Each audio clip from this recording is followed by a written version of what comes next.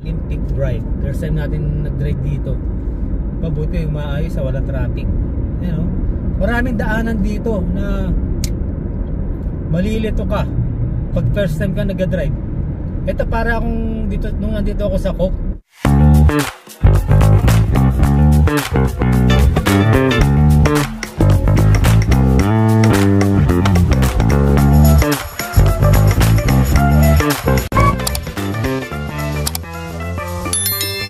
You know, mga ka-team, at last day natin ngayon sa ngayon sa Coke. Bali Wednesday ngayon, last day natin. At natapos natin ang trabaho natin ng maayos. Yung trabaho maayos. Pero yung biyahe, hindi maganda yung biyahe niya kasi yung parang pag dito ka kasi sa Coke, yung araw-araw na ruta mo, sa dami ng handle ng Coke, parang nire-reshuffle ka eh. Para maano mo, magamay mo yung mga lugar. Ito yung yung parang first time kong nag-iikot ng ng Calgary. Yan. Para kang namamasyal sa buong Calgary. Kagaya nito. Ngayon ko lang din napuntahan ulit ito. Bihira lang yung napuntahan mo na. Pero mas marami yung hindi mo pa napuntahan. Kagaya yung kanina. Yung daanan. Napakaraming roundabout. Galing ka doon sa main road. Pagdating mo dun sa nasa main road siya, pero pagdating ng mga exit napakarami niyang roundabout, 3. Siyempre first time mo mangyayari dyan, di mo alam kung saan ka sa 3. Kasi sa mapa mo naman magulo, hindi siya nag-check ng maigi kung saan siya doon sa 3. Pag nakadaan ka na, doon mo pala malalaman kung mali ka o hindi. Yun ang merong lugar dito na galing ka doon sa main road, ang turin-turin ng andar mo, biglang nagkaroon ng 3 roundabout. Yun ang halos napahinto ako dun eh. 'Di ba? Kaya sabi ko may mga ganun pala rito. First time kong nakita yung mga ganitong lugar. Ngayon ko pala sa tagal namin dito, ngayon ko palang naikot tong Calgary. Yan. Kundi pa ako nag-cook, then nag-merch. Hindi ko mapupuntahan yung mga lugar na yan. Kaya sabi ko, parang namamasyal ka lang din ng buong Calgary. Ganun. Yan. Kaya dito, mas marami akong nakakasalamuhang mababait na driver.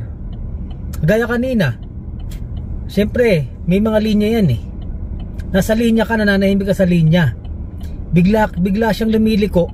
Nandun ka, kinakain niya yung linya mo. Siyempre, kailangan mo siyang businahan para malaman niya. Kalahati ng katawan niya tatama doon sa harap eh. Kaya binusinahan ko. Pagka busina ko, nagalit pa. Nagalit sa akin. Parang pinakyuhan pa ako. Parang babanggay mo na ako eh. 'Di ba? Yun yung sa pag-drive ko dito, yun yung pangalawang beses kong nagbusina. Sa tagal-tagal ko nag-drive sa Pilipinas, ang sarap pagbusina. Busina ka ng busina sa Pilipinas eh. Pagandahan pa ng busina doon, paingayan pa, di ba? Dito, ang busina rito, ibang klase. Yung unang busina ko, mali rin yun. Kinata ko eh. Binusinahan ko. Ginawa, hinabol kami. Di ba? Sila yung mali. Kaya nun, sabi ko, hindi na ako magbubusina. Kasi mahirap dito. Baka mamaya nabusinahan mo, merong kargado. Di ba? Mahirap din. Kaya kanina, nananahimik sa isang linya eh. Tagal ko eh. Kasi diretso lang ako eh. Matagal pa ako mag-exit eh. Pag matagal ka mag-exit, doon ka lang sa parang pangalawang lane. Huwag ka doon sa pinaka fastest lane. Nandun lang ako kasi diretso ka eh. Hindi ka naman liliko pa eh. Nung nagulat ako, magmula doon sa unang linya, 4 yun eh. Sa unang linya, pupunta pala siya ron sa kabilang side. Ang ginawa niya, bigla-bigla na siyang lumiko. Nakita ko babangga na yung kalahati ng katawan niya sa atin. Binusinahan ko. Nang binusinahan ko, huminto. So paghinto, parang ayaw kong padaanin. Tapos nung siguro na na yung ibang tao na umaharang na ron, pag alis niya, pinakyuhan tayo.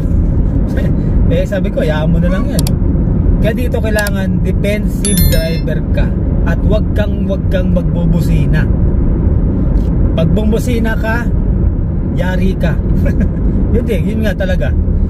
Pangalawang beses ko bumusina kasi nagulat ako, babangga na siya. Kung di ko binusinahan, hindi siya ihinto. Hindi siya talaga ihinto, tatamaan na ako kasi nananahimik ako eh. Kaya napabusina na ako, hindi ako bubusina hanggat hindi ako delikado. Kasi nga ano ko na pag bumusina ka rito, para sa kanila rude yun. Kasalanan nila o hindi, huwag kang bubusina. Yan, pag kung kayo na dito kayo sa Calgary, yung sa Calgary ganyan, napaka ano ng busina. Kaya sabi ko kanina, grabe yun naman, yung mali siya eh. Kung di ko binusunahan, abala pa tayo. Pag naabala ka, yung insurance mo maabala rin, diba? Dalawang yun eh, maabala ka, pati insurance mo maabala.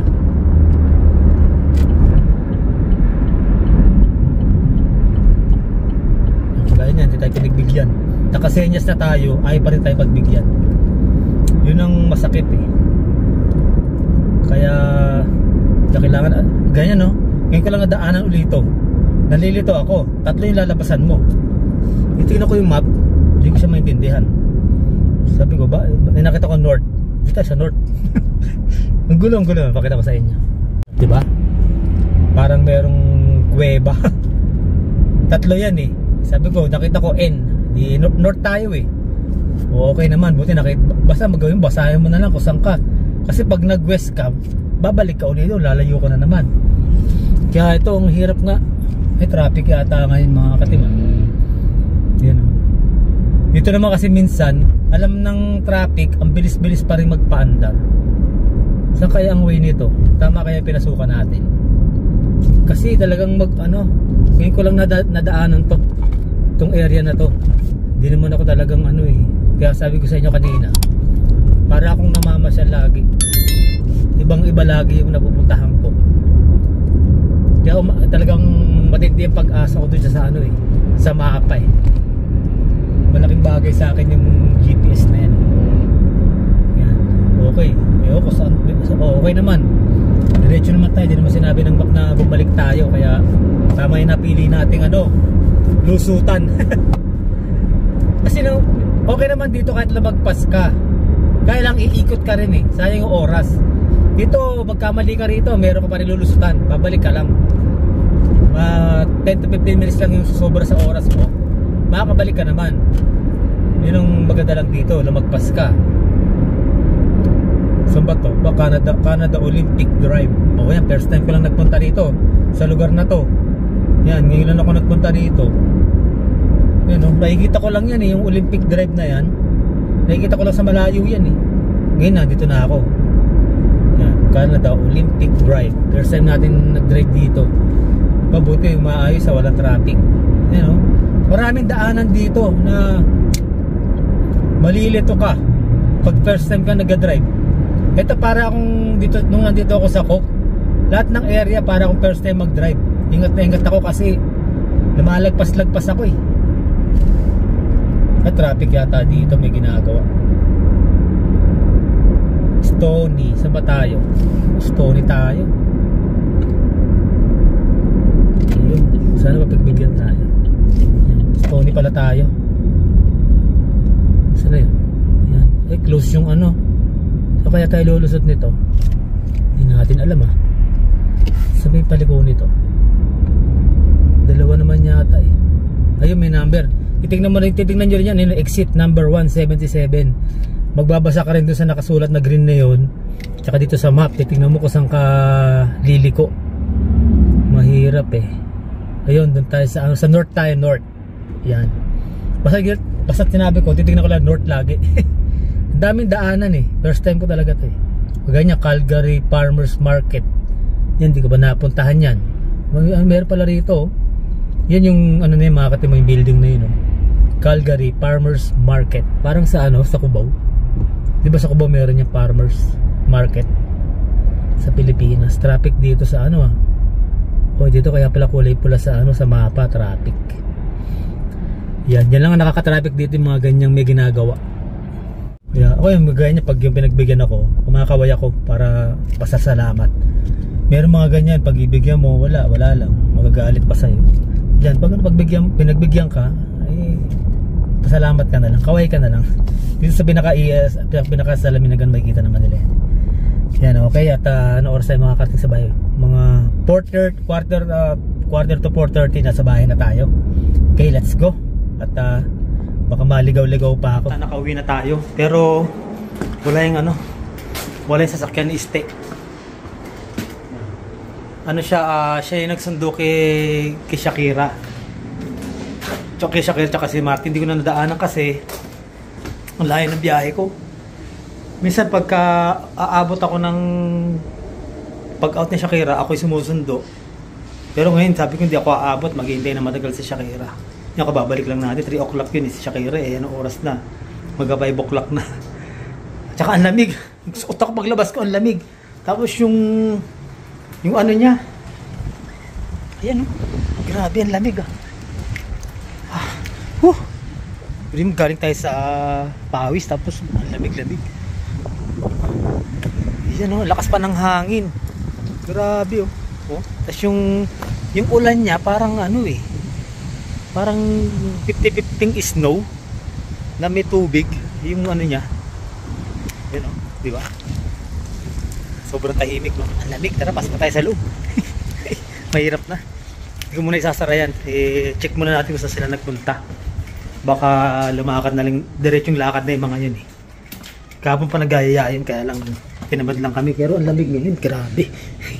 Pasok tayo sa loob. Kalak yata. Yan, nilalak namin yung yung pinduri. Tumatawal na si Chico. Wala kasing kasama. Yan. Ito kailangan nilalak natin itong mga ganitong mga pinto. Yung garage na yan, kahit may automatic yan. Itong yung pinaka door dito sa baba, kailangan yan. Yan. Nilalak pa rin natin. Diba? So, double safety.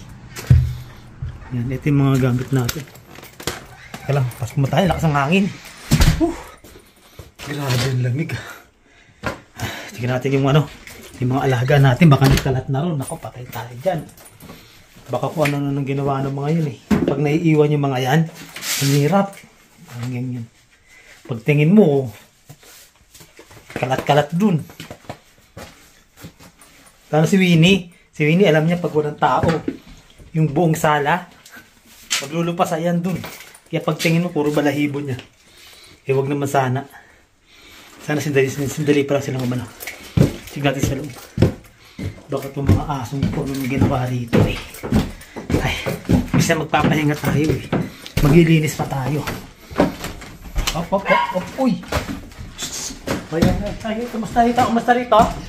Ano Chico, naglinis ka ba? Ha? Yan nagagalit pa nagagalit pa. Sachi, anong ginawa? Sino Sachi? Sachi, taga-sumbo. Sachi, Chico Sachi, Chico. Yan, buti naman, okay, tahimik, malinis. Tapos, Chico, ang ginagawa namin kasi, yan buti hinarangan nila. Pag di mo hinarangan kasi yan, yari na, dyan sila maglalaro.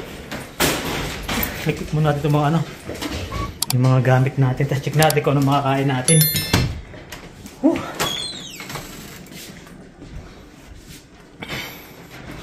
Tatlong araw sa cook natapos. Bukas hanggang Sabado, doon naman tayo sa Walmart. Sachi? Sino? Chico? Anong Chico? Chico Chico? Ano Chico? Kamusta naman? Ikaw Winnie, ikaw pinakamalaki. Ito si Winnie, siya pinakamalaki. Siya pinakamalikot. Kaya pag hindi mo naharangan dito, yung supa, lahat ng balahibo niya magkukulay golden din yung supa. Yung buti hinarangan nila. Ay. Check natin. Umalis ng mga to. Nandiyan na si Martin Check natin kung ano makakain natin dito. Ito, niluto na steak. Yan, gagawin natin, papainit natin to. Sarap to. Yan. Papainit natin yan. Sana merong rice. Yun, bagong saing. Gutom na ako. Puro lang ako tinapay Kasi pag gano'n na mabigat. Martin, kano mo? Hindi pala si Martin. Kala ko lang tao. Saan sila? Wala pa Baka nag-date na yung dalawa. Nandiyan pa pala si Martin. Kala ko kasama nila. Ang lamig sa labas Kamusta kayo dyan? At tanghalian na naman at nag-isip tayo na maluluto natin. Meron tayo isang buong manok dyan. Ginawa ko, hiniwa-hiwa ko siya. Tapos nilagyan ko siya ng magic sarap. Nilagyan ko siya ng garlic. Tsaka salt. Naghalo-halo ko siya. Tapos para hindi tayo mahirapan magluto, nagluto tayo dito sa sa fryer. Ayan. Hintayin natin siya. Bali, 25 minutes. Check natin kung sa 25 minutes maluluto siya. Ang ginawa natin siya, roast. Roast. Pwede siyang roast, pwede siyang fried. Check ko kung masarap yung ganito. Para yung balat niya manipis. Ayan, di ba? Parang nabibili natin sa mga yung mga rotisserie. Parang check natin kung yung luto niya rin pareho. Ayan, at wala si Este umalis sa kliyente niya kasi baka gagabihin siya. Hindi pasok ako mamaya madaling araw. Hindi, 10 o'clock ang pasok ko hanggang madaling araw. Si Martin pumasok sa school. Siya kaya nasa taas walang pasok pero meron siyang online school. Yan, yung mga aso kinulong ko muna kasi nagmap ako.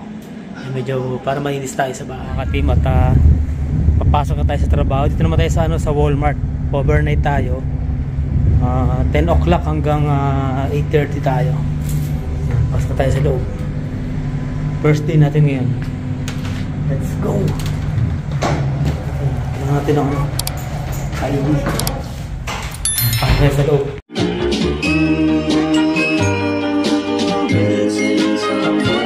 Missing someone